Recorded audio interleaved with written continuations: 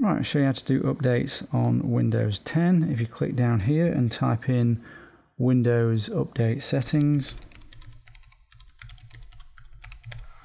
and select that option, and you want to go on Advanced Options, and here is where you select whether or not you get the updates automatically or not. I would recommend you stick with the option here.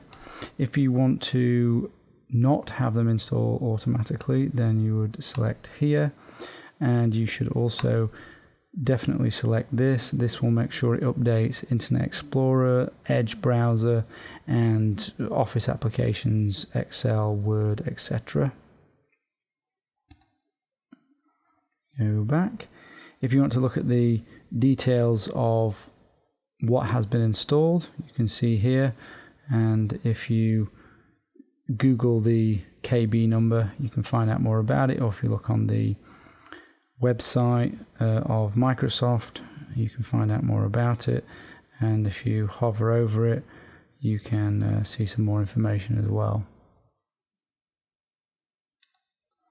And to check for updates, there is a button here, and you click Check Now.